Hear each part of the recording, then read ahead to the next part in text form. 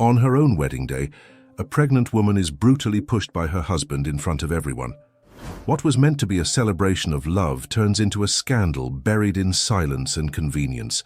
But that push was only the beginning of a revolution no one could stop. The ballroom of the Grand Kensington Hotel shimmered under the crystal chandeliers. Marina Anderson adjusted her French lace veil for the 10th time as she watched her reflection in the mirror of the private salon. The haute couture gown, ordered directly from Milan, embraced her body flawlessly, skillfully concealing the slight curve that was beginning to form on her belly. 4 months of pregnancy still allowed for this discretion, and she was grateful for it. Not out of shame, but because she knew that day wasn't about her or the baby. It was about the Thompson family, about maintaining appearances, about consolidating business alliances disguised as romance. The door opened, and Cecilia Thompson entered like a contained hurricane, all elegance and calculated coolness. Marina's mother-in-law scrutinized every detail with critical eyes, searching for imperfections that could tarnish the image of the ceremony she herself had orchestrated down to the last detail. "Cecilia, you look beautiful," Marina commented, trying to ease the tension that always hovered between them. "The dress is perfect," Cecilia replied without looking at her daughter-in-law, focused on checking the drape of the veil. "Remember to smile for the cameras, but don't overdo it. The press will be out in full force. Half a page of tomorrow's financial newspaper is already reserved for the photos. Marina, you understand the importance of this day, don't you?" Marina merely nodded, feeling the familiar weight of those words that were not questions, but veiled commands. In the past 6 months, since announcing her engagement to Raphael Thompson, her life had become a succession of instructions, expectations, and unwritten rules. The love she had imagined finding alongside the man she met at university had transformed into something quite different. Raphael had changed, or perhaps she had never truly known him. "Are you all right, Marina?" Beatrice's soft voice brought some comfort. Her best friend since architecture school entered the salon carrying the bouquet of white roses and lilies. "I'm fine, Bea," Marina lied, forcing a smile. "Just nervous, as every bride must be." Beatrice knew her friend well enough to perceive the sadness hidden behind those brown eyes, but it wasn't the time for confrontations. She had witnessed the subtle changes in Marina over the months, the way she had become quieter, more reserved, as if constantly measuring her words and actions. The spontaneity that had always characterized Marina had gradually been replaced by permanent caution. "You look radiant," Beatrice said, gently squeezing her friend's hand. "And soon we'll have a baby to pamper." "Please, Beatrice," Cecilia interrupted sharply, "don't bring that up today. The pregnancy is not part of the official ceremony script. When it's appropriate, we will make the proper announcement." Marina felt her cheeks flush. Cecilia had made it clear from the beginning that pregnancy before marriage, even if Raphael was the father, represented a deviation from the ideal protocol. During the weeks of preparation, her mother-in-law had insisted on dresses that disguised any hint of gestation, set limited, mealtimes to prevent Marina from gaining unnecessary weight, and prohibited any public mention of the baby until after the honeymoon. The sound of knocks on the door announced Raphael's arrival. He entered without waiting for a reply, impeccable in his Italian tuxedo, dark hair perfectly combed, the calculated smile he used for cameras and investors. At 32, Raphael Thompson embodied everything the business elite of London expected from an heir: a degree in management from the LSE, a master's from Boston, fluency in 4 languages, and an arranged marriage that would further strengthen the family's empire in the construction industry. "My bride," he said, lightly kissing Marina's forehead. "Are you ready for the big moment?" There was something in his voice that Marina couldn't quite decipher. Affection? Indifference? Possession? In recent months, their interactions had become increasingly mechanical, as if they were fulfilling predetermined roles in a rehearsed play. "I'm ready," Marina replied, clutching the bouquet tighter than she intended. Raphael had already left before she finished the sentence, called by his mother to greet an important businessman who had just arrived. Marina was left alone with Beatrice for a brief moment. "Marina, we need to talk after the..." Ceremony, Beatrice whispered, holding her friend's arm with urgency. There are things you need to know about. Not now, Bea, please, Marina interrupted, her voice laden with an exhaustion that went beyond physical tiredness. Just help me get through today. The wedding march began to echo through the main ballroom. Marina took a deep breath, put on the mask of happiness she had learned to wear so well, and walked towards the altar where Raphael awaited her, surrounded by 300 carefully selected guests, 20 accredited journalists, and a dozen cameras strategically positioned to capture every angle of what the specialized media would declare the wedding of the year. The ceremony proceeded as planned. The Justice of the Peace, an old friend of the Thompson family, conducted the vows with appropriate solemnity. Marina repeated the traditional words, feeling each syllable weigh on her tongue. When Raphael placed the ring on her finger, she noticed his hands trembled slightly. Was it nervousness or something more? She pushed the thought away and smiled for the cameras, exactly as Cecilia had instructed. The reception in the adjacent ballroom was even grander than the ceremony. Imported floral arrangements decorated each table, a chamber orchestra played classical music, and waiters circulated with trays of French champagne and elaborate canapés. Marina moved through the room like an automaton, greeting guests she barely knew, posing for photos, accepting congratulations that seemed rehearsed. Raphael was always distant, surrounded by businessmen and politicians, discussing deals in what should have been a celebration of love. Marina watched her husband from afar, noting how he seemed more animated discussing construction contracts than he had been throughout the ceremony. Raphael's father, Albert Thompson, patriarch of the family and founder of the Thompson construction empire, observed everything from his central table with an unreadable expression. At 68, Albert maintained a rigid posture and a penetrating gaze that intimidated even the most experienced businessmen. Marina had always felt he was constantly evaluating her, weighing whether she was worthy of the surname she now carried. "Marina, you need to eat something," Beatrice whispered, appearing at her side with a discreet plate. "The baby needs it." "I'm not hungry," Marina replied mechanically. "Cecilia said I shouldn't eat much. The photos—" "That's ridiculous, Marina. You're pregnant. You need to eat properly." The genuine concern in Beatrice's voice almost made Marina break down right there. "Later, Bea." "I promise." A movement at the entrance of the ballroom caught Marina's attention. Leonard Carter, her old university colleague, entered accompanied by his wife. Marina felt a wave of nostalgia seeing him. Leonard had been her partner in several projects during university. Leonard Carter crossed the ballroom with the naturalness of someone who didn't belong to that world of appearances and rigid protocols. Marina remembered their university days, when she and Leonard spent hours debating architectural projects, dreaming of sustainable constructions that could transform underprivileged communities. He had chosen a different path after graduation, working on social projects, while Marina had been absorbed by the corporate world through Raphael. "Marina, congratulations!" Leonard embraced her with genuine affection, a striking contrast to the formal greetings she had received all night. "You look beautiful. And I hear there's a baby on the way. That's wonderful." Marina smiled, a genuine smile for the first time that night. "Thank you, Leo. Yes, I'm expecting a boy. It's still early, but I'm very happy." Beatrice, who had remained by Marina's side, noticed the immediate change in Raphael's expression across the room. Marina's husband had abruptly interrupted his conversation with a group of investors and was watching the scene with disturbing intensity. She knew that look. She had seen it before on the rare occasions when Raphael felt his control over Marina was being threatened. "Marina, perhaps we should," Beatrice began, but it was too late.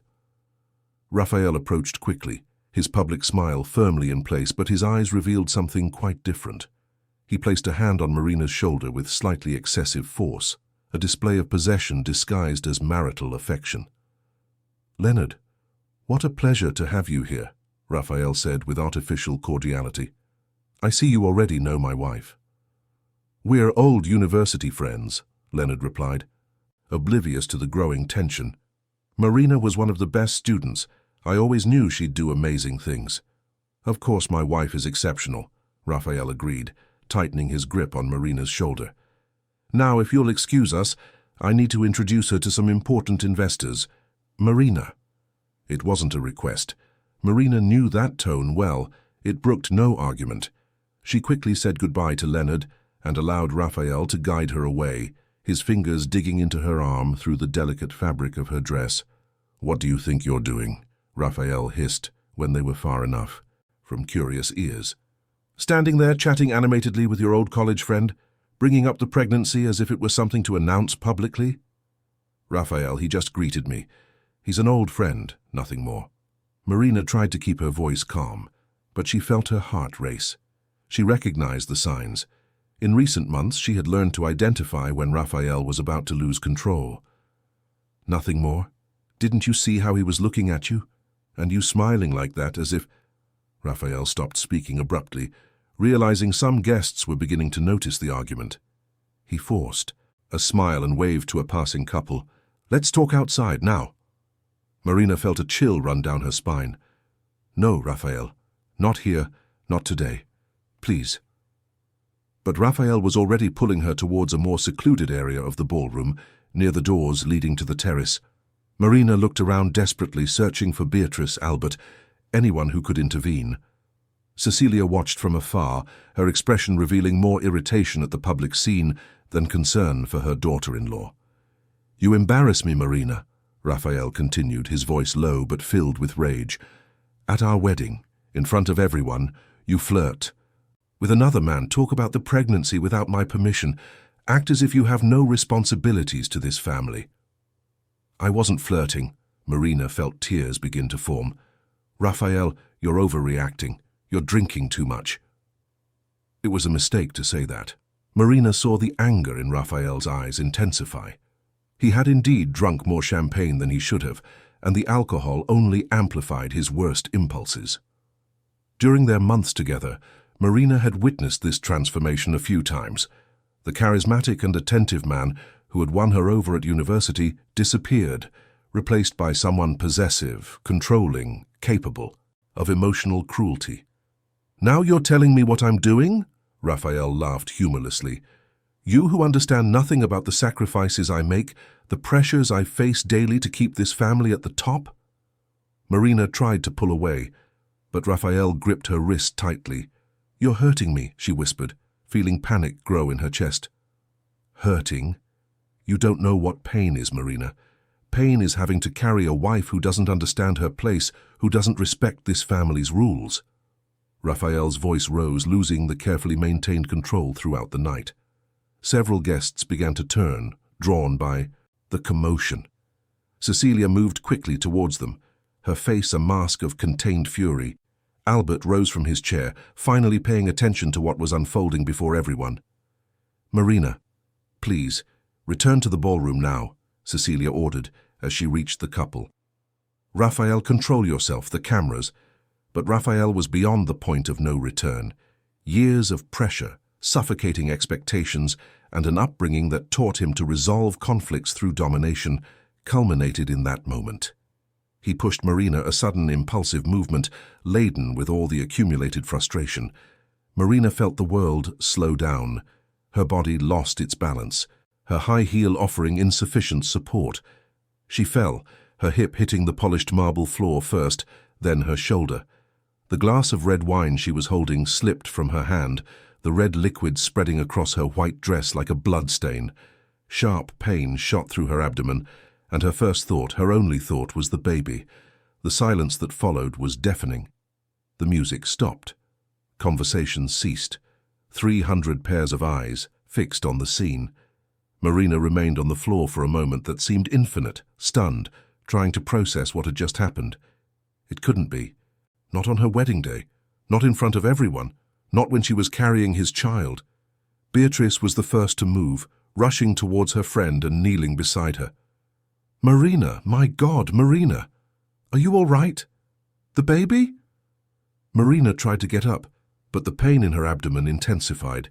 She looked at Raphael, searching for some sign of regret, of concern, of humanity. What she saw was panic, but not for what he had done to her, but for the consequences that act would have for his reputation. Albert Thompson approached, his face a mask of iron containment. "Raphael, go to the study now." His voice brooked no disobedience. "Cecilia, attend to the guests. Beatrice, call an ambulance discreetly." "I don't need an ambulance," Marina tried to protest, but another wave of pain cut off her words. She felt something wet between her legs and terror flooded her. "The baby, my God, the baby!" Cecilia moved quickly, addressing the orchestra conductor and whispering urgent instructions. The music resumed, louder than before, a desperate attempt to drown out the scandal. Waiters spread strategically through the ballroom, blocking views of the scene and offering more champagne to guests. Cecilia stepped onto a small platform, her smile perfectly calibrated, and announced that the bride needed to withdraw momentarily to adjust her dress, a minor, unimportant accident. St. Thomas's Hospital received Marina through the private emergency entrance, away from curious glances and opportunistic cameras. Beatrice stayed by her friend's side throughout the journey, holding her hand as the ambulance sped through the streets of London in the early hours. Marina alternated between moments of acute consciousness and periods of stupor induced by pain and emotional shock. Dr. Frederick Miller, the Thompson family's trusted obstetrician, awaited at the entrance. He had been personally summoned by Albert, with specific instructions for absolute discretion. Frederick knew well the weight of the Thompson surname and the expectations that came with it, but above all, he was a doctor committed to the well-being of his patients.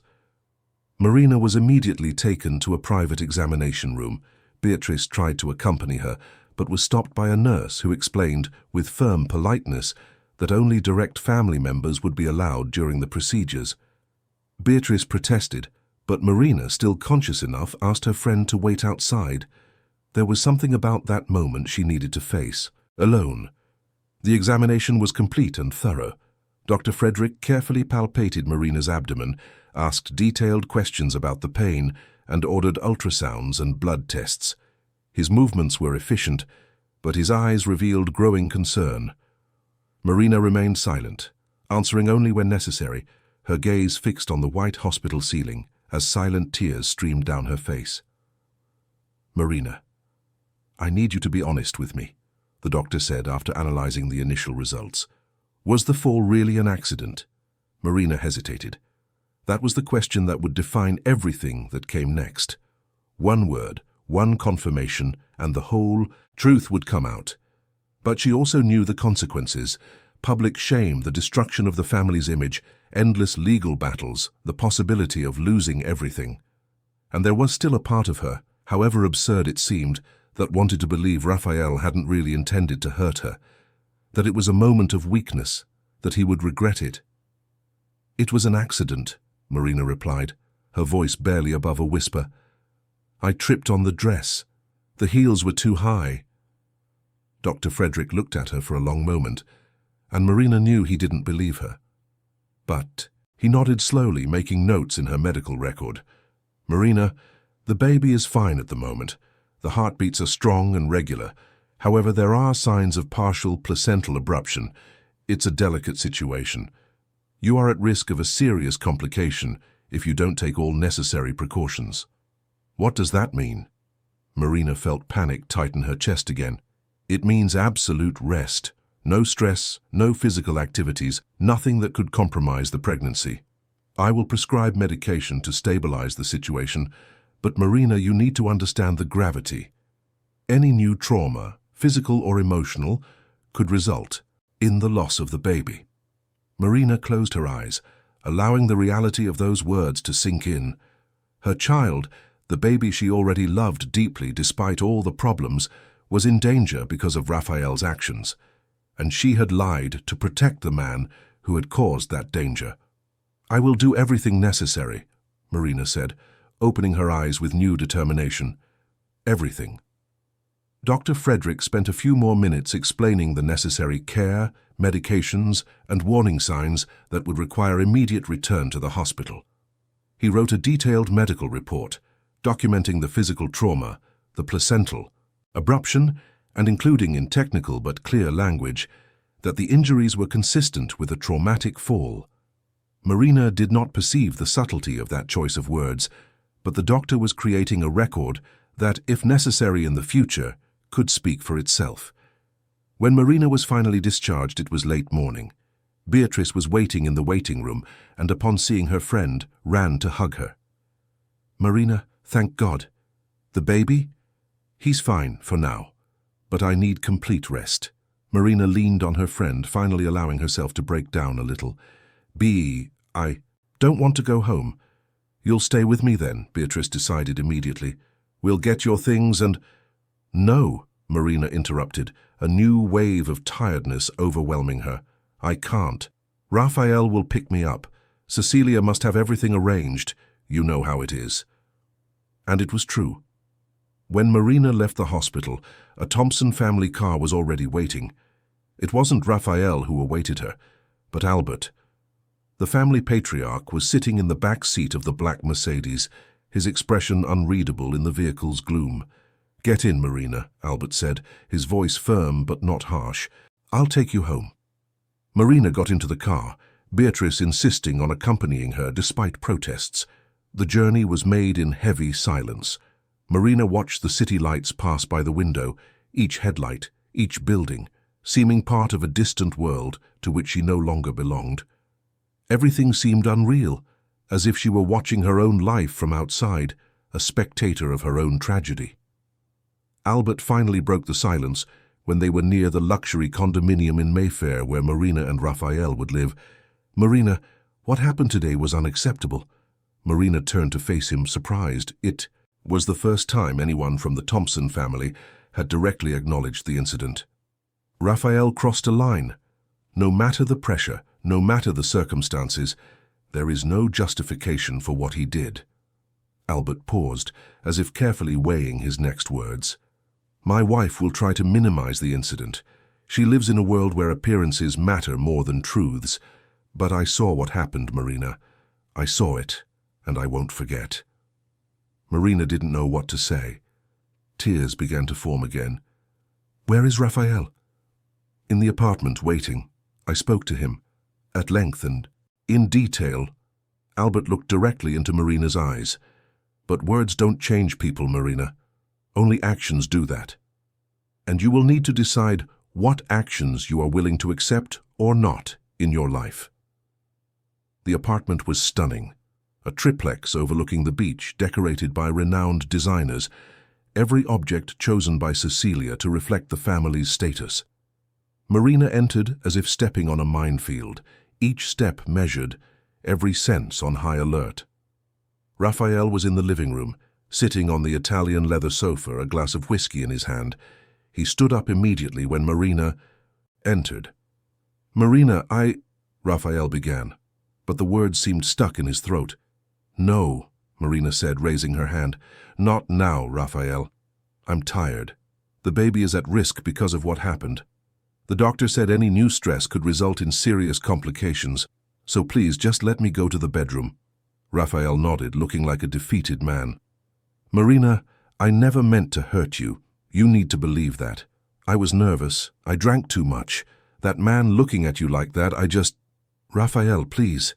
Marina felt the exhaustion weigh on her like a lead. "Blanket. Tomorrow, we can talk tomorrow." She climbed the stairs towards the master bedroom, each step a painful achievement. Beatrice had tried to insist on staying, but Marina had convinced her she would be fine, promising to call if she needed anything. Now, alone in the immense room, Marina looked at herself in the mirror. The weeks following the wedding were of almost complete seclusion for Marina. Raphael kept her practically isolated in the apartment, always with reasonable excuses. The doctor had recommended rest. The press was still interested in photographing them, and it would be better to avoid exposure. Marina needed to focus on the baby's health. Each argument seemed logical when presented individually, but together they formed an invisible prison. Beatrice tried to visit, but her appearances were increasingly rare and always supervised. Cecilia visited daily, not to offer maternal comfort, but to ensure Marina followed the established protocol. No social media posts without prior approval, no contact with journalists, no discussions about the wedding incident with anyone. The official version was simple and had been released to the press. The bride had tripped on her dress, a minor accident with no serious consequences, and was now resting. At home following medical advice due to her pregnancy, Marina spent her days between the bedroom and the balcony, looking at the sea without truly seeing it. She felt the baby move inside her, small movements that became more frequent each day, constant reminders that there was something bigger at stake. Her child, her little boy, who depended entirely on her to survive, and she was protecting him by staying there, quiet, obedient, allowing the lie about what had happened to be consolidated as official truth. Raphael tried to be attentive in his own way. He brought expensive gifts that Marina barely touched. He talked about the future, about how perfect it would be when the baby was born, how they would form a beautiful family. But never, not once, did he directly mention what he had done.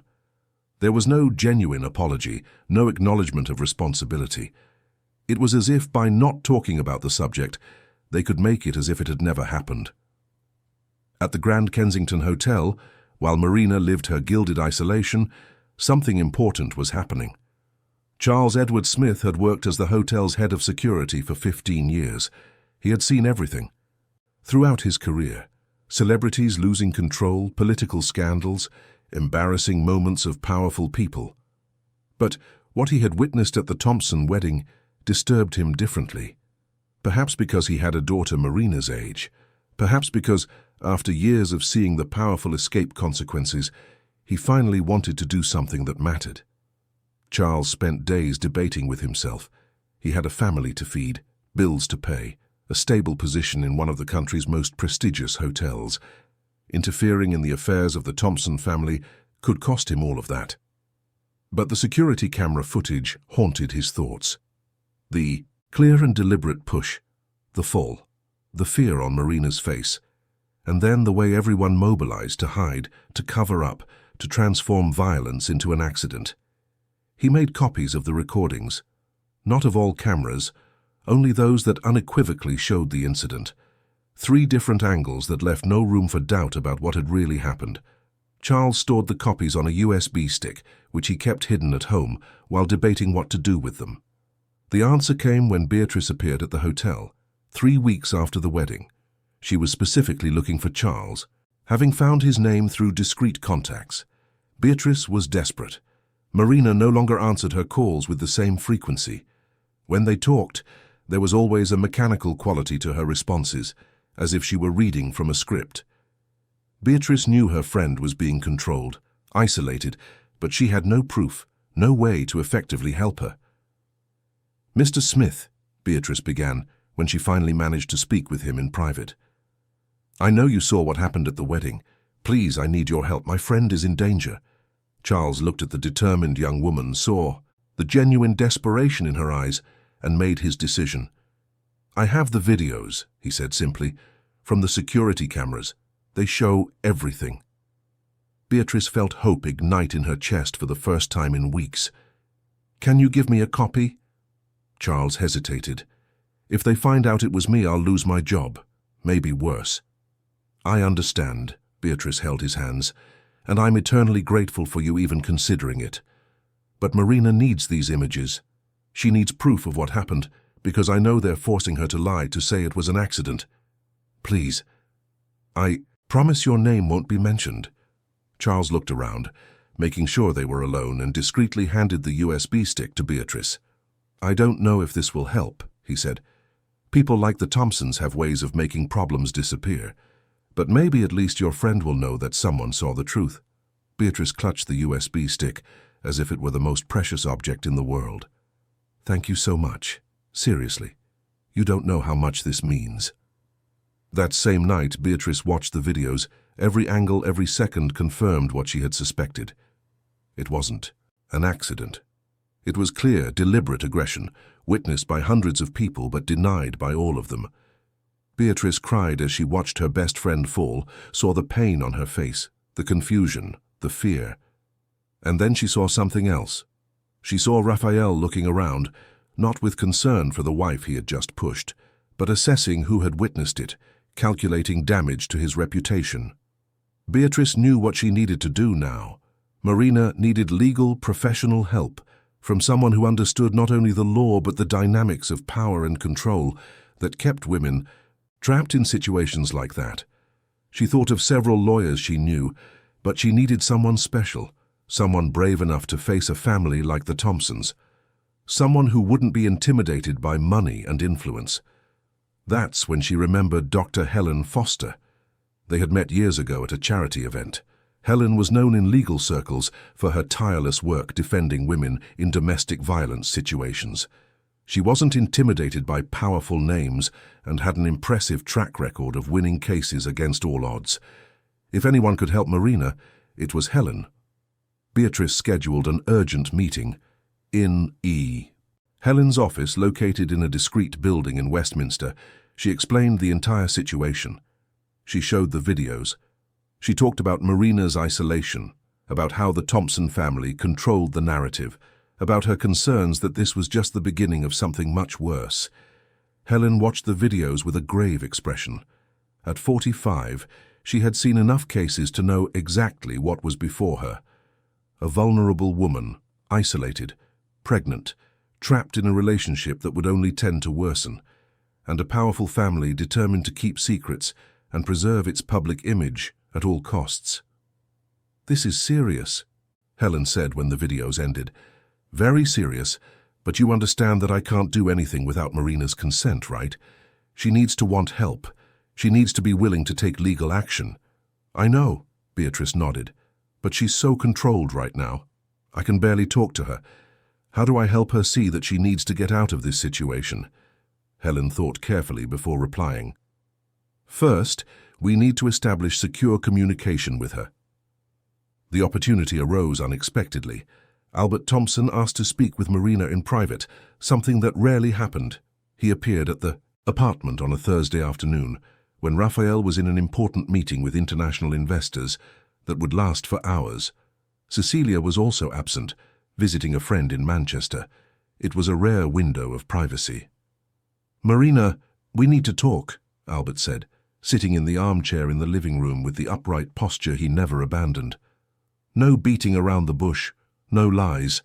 I know what my son did to you." Marina felt her heart race.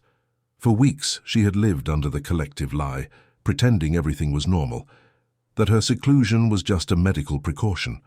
Hearing someone, especially the family patriarch, acknowledge the truth left her simultaneously relieved and terrified. "I don't know what you're talking about," Marina replied automatically, the rehearsed words coming out before she could stop them. "It was an accident. I tripped." Albert shook his head slowly. "Marina, don't insult me with that lie. I was there. I saw everything. And unlike my wife, I have no interest in preserving appearances at the expense of the truth." He paused, his penetrating gaze fixed on Marina. "My son assaulted you, publicly, on your wedding day. And now he keeps you trapped here, isolated, while everyone pretends nothing happened." Marina felt tears begin to flow. "Why are you telling me this now?" "Because I have a daughter," Albert replied, his voice carrying a rare emotion. "She doesn't speak to me anymore. It's been 15 years since we last saw each other. Do you know why? Because when she told me her husband mistreated her, I didn't believe her. I said she was exaggerating, that marriages have ups and downs, that she needed to be more understanding. I chose to protect the family's image instead of protecting my own daughter." He cleared his throat, clearly, struggling with old emotions. "She left the country, changed her name, and never wanted to know me again, and I lost her forever because of my cowardice." Marina didn't know what to say. She had never imagined Albert carried that kind of regret, that kind of pain. She had always seen him as a ruthless figure, focused only on business and power. "I won't make the same mistake twice," Albert continued. "Marina, you need to get out of this situation, for your sake and for your son's sake, and I will help you." "How?" Marina whispered. "Raphael will never let me go. Cecilia will do everything to maintain appearances. I have nowhere to go, no resources of my own. Everything is in his name." "You have more resources than you imagine," Albert leaned forward. "First, there are people who want to help you. A friend of yours, Beatrice, has been looking for ways to reach you. She's working with a lawyer, Dr. Helen Foster. Do you know that name?" Marina shook her head negatively. Helen specializes in cases like yours. She is prepared to help you legally and practically, and I will provide the necessary financial resources. An account in your name, completely separate from the Thompson family finances. You will have financial independence, Marina. You will be able to make your own choices. Why would you do that? Marina still couldn't fully believe what she was hearing. You are Raphael's father. You're helping against your own son. It's not against my son, Albert corrected. It's for you and for my grandson. And perhaps, in a way, it's also for Raphael. He needs to face real consequences for what he did. He needs to understand that actions have repercussions. My wife and I raised him in a bubble where he never had to answer for his mistakes. That didn't help him, Marina. It created a man who believes he is above rules, who can control and manipulate without consequences. This needs to stop. Marina looked at her own hands, resting on her belly that grew larger each day. She felt the baby move, small punches and kicks that constantly reminded her that her life depended on her decisions. What kind of mother would she be if she allowed her son to grow up seeing violence normalized? What kind of example would she set if she remained silent? What do I need to do? Marina asked, her voice gaining a firmness it hadn't had in weeks. Albert smiled for the first time, a small but genuine smile. First, agree to meet with Helen. She will explain your legal options. There are security recordings from the hotel that clearly show what happened. They are incontestable evidence. There are videos. Marina felt a mixture of relief and nausea. Countless times in recent weeks, she had questioned her own memories, wondering if she was exaggerating, if it had really been as serious as she remembered. Having concrete proof validated her experience, but also forced her to confront reality unequivocally. Yes, a hotel employee, courageously I must say, made copies and gave them to your friend Beatrice. Albert stood up, preparing to leave. Tomorrow afternoon, Cecilia will be at a charity event that will last for hours. Raphael has a meeting with auditors that he cannot cancel. It will be a safe window. Helen will come here, discreetly. You will be able to talk in private. Will you be willing to receive her? Marina took a deep breath, feeling as if she were on the edge of a precipice. Taking that step meant publicly admitting what had happened. It meant legal battles, media exposure, potentially losing everything she knew. But staying meant continuing to live a lie, continuing to be trapped, continuing to allow fear and control to dictate her life and that of her child. I will, Marina said, and as she spoke the words, she felt something change within her. A small flame of courage that she thought extinguished began to rekindle. The next afternoon, as Albert had promised, Marina was alone when the doorbell rang. She opened the door to find a woman of approximately 45, dark hair pulled back in an elegant bun, wearing a navy blue suit and carrying a leather briefcase. Her eyes were kind but determined, and there was a comprehension in them that required no words. Marina? I'm Helen Foster. Your friend Beatrice told me about your situation. May I come in?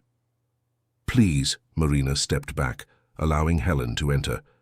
They sat in the living room, and Marina felt strangely nervous, as if she were about to cross a line from which there would be no return. Marina, I know this is difficult, Helen began in a gentle but professional voice. I want you to know that everything we discuss here is strictly confidential. I am here to help you, not to judge you or pressure you. You are in control of all decisions. My role is to inform you about your options and support you in the choices you make. Marina nodded, appreciating Helen's direct but respectful approach. First, I need to ask, are you in immediate danger? Did Raphael directly threaten you after the incident? Not directly, Marina replied carefully, but the control is constant. He monitors my phone, knows where I am all the time, limits my interactions. It's like living in a gilded cage. Helen took notes as Marina spoke. And the baby, how is your health? The doctor said everything is stable now, but any new stress could be dangerous. Marina instinctively touched her belly. That's one of the reasons I'm so afraid to do anything. What if confronting Raphael puts the baby at risk? It's a valid concern.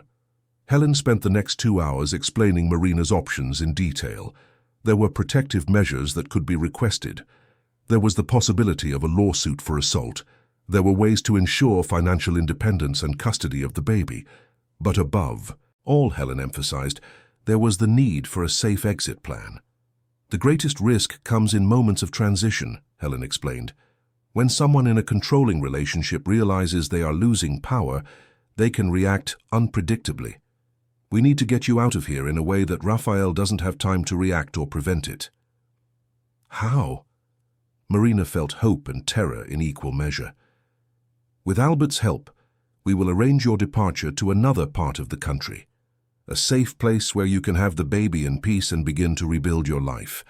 In the meantime, we will prepare all the legal documentation. When everything is ready, we will make public the truth about what happened at the wedding. And if Raphael tries to find me, there will be protective measures in place. He will not be able to approach you legally. And, Helen paused significantly, I must inform you that Albert is prepared to take drastic measures against his own son if necessary. He will remove Raphael from the company, cut off access to family resources. Albert is committed to protecting you, Marina. Marina processed all of that. It was overwhelming, but for the first time in months she felt she wasn't completely alone and helpless. Why would he do all this? Because he learned from past mistakes, Helen replied gently. And because, unlike many in his position, he has enough conscience to know that some things matter more than reputation and money. But Marina, I need you to understand, none of this will happen without your active decision. You need to choose to leave. You need to be willing to face the consequences, good and bad.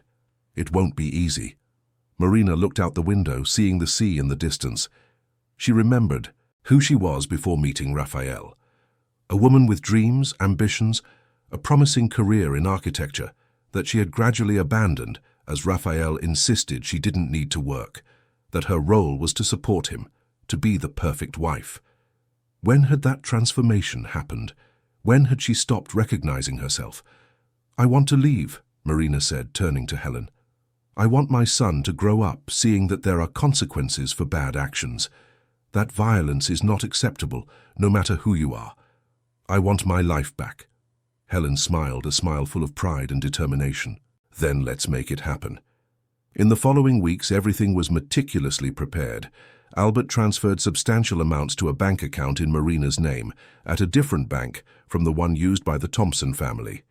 Helen prepared all the necessary legal documentation, including requests for protective orders, custody petitions, and, crucially, a formal complaint about what happened at the wedding, supported by the security videos and Dr. Frederick's medical report. Marina continued her normal routine, giving no sign that something was being planned. Raphael remained emotionally distant, although he tried to maintain a facade of an attentive husband. Cecilia visited regularly, always with instructions on how Marina should behave when the baby was born, how she should dress for future events, how she should raise her son in the Thompson family values. Each visit from Cecilia reinforced Marina's certainty that she was making the right choice. That woman lived completely trapped by appearances, unable to see beyond social conventions and the preservation of status. Marina did not want that life for her son. She did not want to raise a child in an environment where lies were preferable to truth, where power mattered more than compassion. The chosen date for the departure was a Saturday, when Raphael would be in Manchester for a 3-day business conference. Cecilia would also travel, accompanying her son to take advantage of shopping in the English capital. Marina would have the apartment to herself, allegedly to rest, with an employee Cecilia trusted to supervise. What Cecilia didn't know was that this employee, Mrs. Rose, a 50-year-old woman who had worked for the family for decades, had also witnessed the wedding incident and had been horrified by how it was covered up. "Mrs. Rose, are you sure?" Marina asked the night before the escape. "I don't want to cause you any trouble." "Child, I have 5 daughters," Mrs. Rose replied, her eyes full of fierce determination. "If any of them were in your situation, I would pray that someone would help them. Go, be free. Raise that boy away from here. Will you do your part by remaining silent about my departure?" Mrs. Rose nodded. "I'll say you were sleeping when I last checked." that when I returned you were gone. I won't lie more than necessary, but I won't make it easy for them to find you." On Saturday morning, with Raphael and Cecilia, already in Manchester, Marina packed a small bag with only the essentials: simple clothes, personal documents, a few photographs of her family. She left behind expensive jewelry, designer dresses, all the symbols of the life she no longer wanted. On the bedside table she left a letter for Raphael, not a letter of hate or accusation, but of truth. "Raphael," Marina wrote, her hand trembling slightly, "I am leaving because I need to. I need security, peace, a healthy environment to raise our son. What happened at our wedding was not an accident, and we both know it. You hurt me physically and emotionally, and then you tried to make me believe I was wrong to feel pain. I cannot live like this. Our son cannot grow up seeing this type of dynamic as normal. I hope that one day you will understand why I did this. I hope you seek help, that you recognize you need to change. But I cannot wait for that while my safety and our babies are at risk. Marina." Beatrice was waiting in a discreet car 2 blocks from the building. When Marina exited through the service entrance, her friend ran to hug her. "You did it," Beatrice whispered, tears of relief streaming down her face. "You did it." They drove straight to the airport, where a flight awaited them for Edinburgh. Helen had arranged everything: a rented house in a gated community in Morningside, away from the curious eyes of London. An obstetrician already informed of the case. A support network ready to receive Marina. During the flight, Marina looked out the window, watching London shrink smaller and smaller below. She felt a complex mixture of emotions: relief at moving away from an unsustainable situation, fear of the unknown that awaited her, sadness for the life that could have been but never would be, and above all, a growing determination that she had made the right choice. When they landed in Edinburgh, the air felt different, lighter somehow. Helen awaited them at the airport, along with a younger woman who introduced herself as Patricia, a psychologist specializing in trauma. "Welcome, Marina," Helen said, embracing her. "This is your new beginning."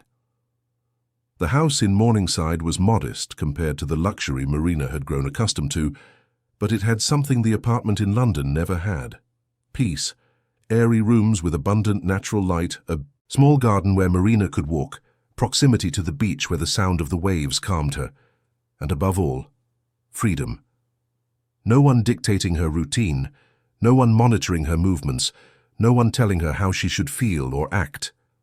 The first few days were an adjustment.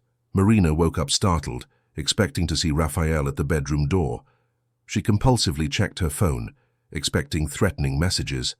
But as the days passed without incident, she began to relax incrementally. Patricia visited daily, helping Marina process everything she had lived through, offering tools to deal with anxiety and trauma. 2 months after her arrival in Edinburgh, Marina gave birth to a healthy baby boy. The delivery was peaceful, surrounded by Beatrice, Helen, and an attentive medical team. When the baby was placed in her arms for the first time, Marina felt a wave of love so intense that she momentarily forgot all the difficulties she had faced. Those curious dark eyes, those tiny hands grasping her finger, that strong, healthy cry. Everything she had fought for was worth it for that moment. She named him Kyle Albert Anderson. Kyle because she had always liked the name, which meant joy and happiness. Albert in honor of her father-in-law, who, despite everything, had had the courage to do what was right. Notably, she did not use the surname Thompson. That chapter of her life was closed. Albert came to visit her 2 weeks after Kyle's birth. The patriarch, always so controlled and formal, melted as he held his grandson in his arms. Silent tears streamed down his face as he looked at the baby who represented a second chance, a possibility to do things differently. "He's perfect," Albert whispered. "Absolutely perfect. Marina, I have no words to express my regret for what my family did to you, for what my son did." "You saved me," Marina replied gently. "You and everyone who had the courage to help. I am eternally grateful." Albert informed her that Raphael had received the protective order papers and was, until that moment, respecting it. Not because he wanted to, Albert was honest in admitting, but because the consequences of violating the court order would be severe. Raphael had been removed from all executive positions in the company, his personal accounts frozen, his public image destroyed when the story inevitably leaked to the press. And Cecilia? Marina asked, feeling a pang of compassion despite everything. My wife is, Albert chose his words carefully, confronting truths she spent her life avoiding. It wasn't easy for her. But for the first time in decades, we are having honest conversations. She is beginning to understand the price we paid for valuing appearances above everything else. During those months in Edinburgh, while caring for Kyle, Marina began to think about the future more broadly. She frequently talked with Patricia about her experience, about how gradual isolation and almost imperceptible control had settled into her life, about how normalizing small abuses had paved the way for greater violence, about how many other women might be living in similar situations, trapped by fear, shame, or lack of resources. That's how the idea for the foundation was born, a place where women could find legal, psychological, and financial support to leave abusive relationships, a safe haven where they could rebuild their lives without judgment or pressure. Marina shared the idea with Helen and Beatrice, who enthusiastically supported her. Albert, when he heard, offered substantial initial funding. The Kyle Foundation was officially inaugurated 1 year after the boy's birth. Its headquarters were in a spacious and welcoming house in the Stockbridge neighborhood, with rooms to temporarily house women who needed immediate protection, offices for volunteer lawyers, rooms for group and individual therapy, and a small playground for the children who inevitably accompanied their mothers. The inauguration ceremony was emotional and discreet, without pomp or invasive cameras, only people who truly mattered. Charles Edward, the hotel security guard who had provided the crucial videos, was present. Mrs. Rose, who had helped Marina escape, also attended. Dr. Frederick Miller, who had meticulously documented Marina's injuries, offered his medical services to the foundation free of charge. Each person present represented a part of the network of courage and compassion that had made possible Marina's transformation from victim to survivor to advocate. Marina spoke briefly, Kyle sleeping peacefully in her arms. She didn't talk at length about her own story. She was just one among many. She spoke about hope, about the importance of believing that change is possible, about the need to build support systems so that women don't have to face impossible situations alone. 3 years after the foundation's inauguration, the results were impressive. More than 200 women had been directly helped. Hundreds of children had grown up in safer environments. The Kyle Foundation had become a national reference, inspiring similar initiatives in other regions. Marina worked tirelessly, dividing her time between managing the foundation, caring for Kyle, and occasionally giving lectures on domestic violence and female empowerment. It was during this period that Marina received an unexpected letter. It came from Cecilia. Her mother-in-law's shaky handwriting filled 3 pages, words that clearly cost a lot to write. Cecilia asked for forgiveness, not with empty excuses or attempts at justification, but with genuine recognition of the mistakes made. She admitted that she had spent her life valuing the wrong things, that she had sacrificed real people in the name of empty ideals of perfection and status. She revealed that she had started therapy, that she was trying to understand how she had become someone capable of ignoring another person's obvious suffering. In the end, she offered to help at the foundation if Marina allowed, not for redemption or absolution, but because she finally understood the importance of the work. Marina took weeks to respond. She talked with Patricia about what it would mean to allow Cecilia back into her life, even in a limited way. In the end, she wrote a careful letter. She explained that forgiveness was possible, but trust needed to be rebuilt through consistent actions, not words. That Cecilia would be welcome to volunteer at the foundation, starting with simple administrative tasks, if she was genuinely committed. That Marina did not expect or demand a family relationship, but they could perhaps build mutual respect based on shared values. Cecilia accepted the terms without hesitation. She began working at the foundation twice a week, always punctual, always respectful of the established boundaries. Over time, Marina observed small changes in her mother-in-law. Cecilia listened too. Stories of the women helped by the foundation with genuine attention. Occasionally, her own experiences of repression and conformity to social expectations emerged in conversations, revealing layers of a person Marina had never seen before. They were not friends, probably never would be, but they developed a mutual understanding born of honest recognition of flaws and genuine efforts to change. Raphael, on the other hand, remained distant. He had tried, through lawyers, to establish a visitation schedule for Kyle. Helen fought vigorously against this, arguing that Raphael had shown no real commitment to change or accountability. The judge, after reviewing all the evidence, including the assault videos and psychological reports, agreed with Helen. He ruled that Raphael could only have contact with his son after completing years of therapy and demonstrating substantial and verifiable behavioral changes. Years passed. Kyle grew up in an environment surrounded by love, strength, and compassion. At 5 years old, he was a curious and kind boy, adored by everyone at the foundation who saw him as a symbol of hope and new beginnings.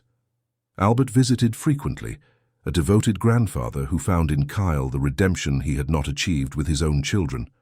Marina observed these interactions with gratitude.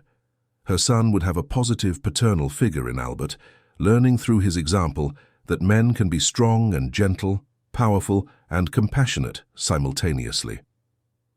On an autumn afternoon, 5 years after leaving London, Marina was in the foundation's garden watching Kyle play with other children.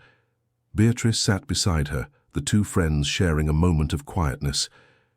"You saved so many lives," Beatrice said softly, "including your own."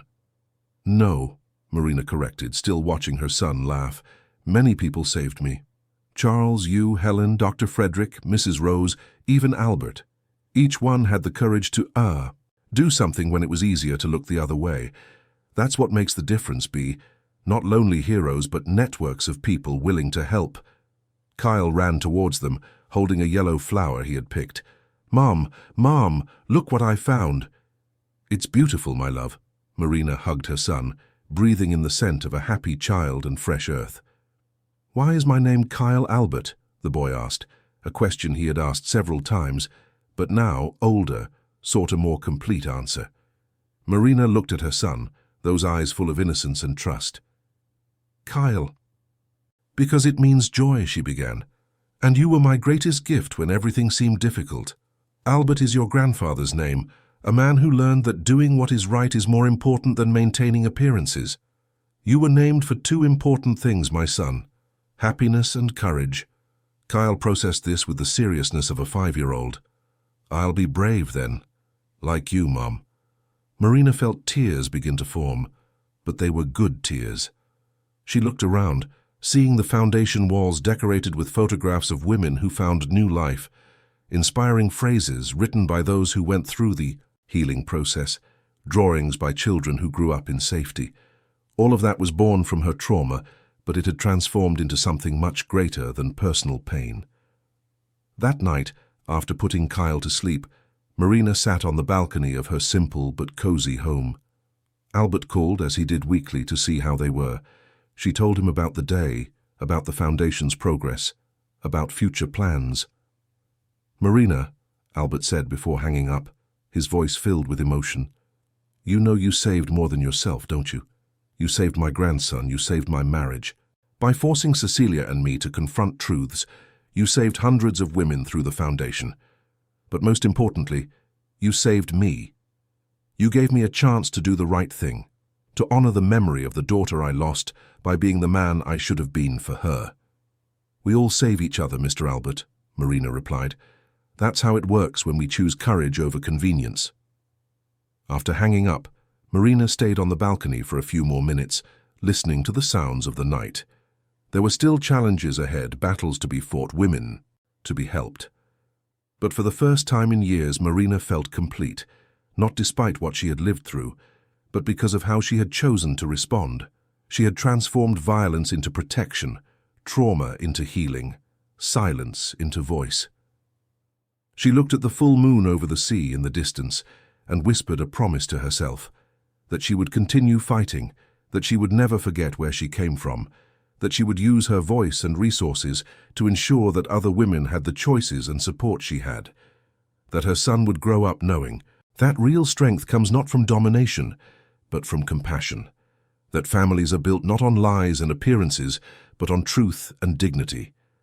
And on that quiet night in Edinburgh, 5 years after the day that should have been the happiest of her life, but was the beginning of her nightmare, Marina finally slept deeply, without fear, without anxiety, just peace, because she knew, deep in her heart, that she was no longer a victim. She was a survivor. She was a warrior. She was free. Dear listeners, we hope Marina and Kyle's story has touched your hearts deeply. If you know someone living in a situation of control or violence, know that there are support networks ready to help. Transformation is always possible when we find the courage to take the first step. To continue this emotional journey, we have prepared a special playlist with equally captivating and inspiring stories that explore human strength in the face of adversity. You can find it by clicking here.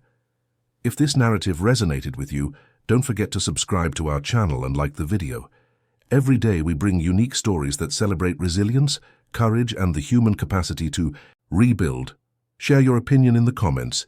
Tell us how Marina's story impacted you. Your voice matters, and we would love to hear your reflections. Until the next story, and always remember, you are stronger than you think, and you are never alone.